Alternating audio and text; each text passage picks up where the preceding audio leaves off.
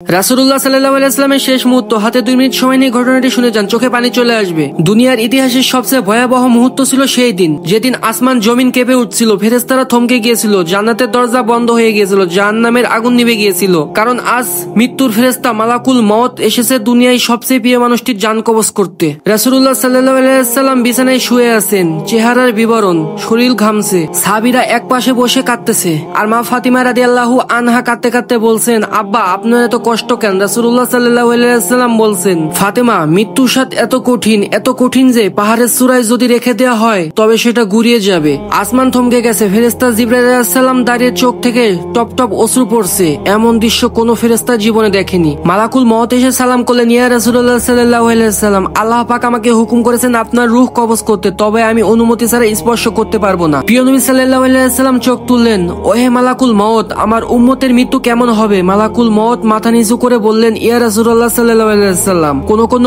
উম্মতকে ভয়াবহ আযাবে পড়তে হবে, চোখ উল্টে যাবে, জিহ্বা বেরিয়ে আসবে, দুনিয়া তাদের জন্য অভিশাপ হয়ে যাবে। রাসূলুল্লাহ সাল্লাল্লাহু আলাইহি ওয়াসাল্লাম কেঁদে দিলেন, বললেন, হে আল্লাহ, আমার উম্মতদের আযাব আমার উপরে দাও, আমি নিতে রাজি, তাদের ক্ষমা করো। এই কথা শুনে ফেরেশতারা কেঁপে উঠল। মালাকুল মউত এগিয়ে রাসূলুল্লাহ সাল্লাল্লাহু আলাইহি ওয়াসাল্লামের জান কবজ করতে গেলেন। তখন নবী সাল্লাল্লাহু আলাইহি ওয়াসাল্লাম বললেন, জিবরাইল, এবারও তুমি কি থাকছো? জিবরাইল আলাইহিস সালাম বললেন, ইয়া রাসূলুল্লাহ সাল্লাল্লাহু আলাইহি ওয়াসাল্লাম, এটাই আমার শেষ দেখা, এরপর দুনিয়াতে আমার আশা হবে না। নবীজি সাল্লাল্লাহু আলাইহি ওয়াসাল্লাম বললেন, তাহলে একবার আল্লাহর কাছে বলো আমার উম্মতকে ক্ষমা করে দাও। এরপর রাসূলুল্লাহ সাল্লাল্লাহু আলাইহি ওয়াসাল্লাম আসমানের দিকে তাকিয়ে বললেন, উম্মতি উম্মতি, আর সেই সাথে তার জান মালাকুল মউতের কাছে দিয়ে দিলেন। চোখের কোণে অশ্রু, ঠোঁটে নামাজের কথা। সেই মুহূর্তে আকাশ অন্ধকার, বাতাস থমকে যায়, জান্নাত জাহান্নাম স্তব্ধ, ফেরেশতারা হাওমাও করে কাঁদছে, পুরো দুনিয়ায় কান্নার আওয়াজ। রাসূলুল্লাহ সাল্লাল্লাহু আলাইহি ওয়াসাল্লামের মৃত্যুর সবচেয়ে কঠিন যন্ত্রণা নিজের জন্য নিলেন, শুধু যেন আমরা জাহান্নামের ভয়াবহতা থেকে বাঁচতে পারি। আর আমরা কি করছি? নামাজ গুনাহ যেন ভুলে গিয়েছি।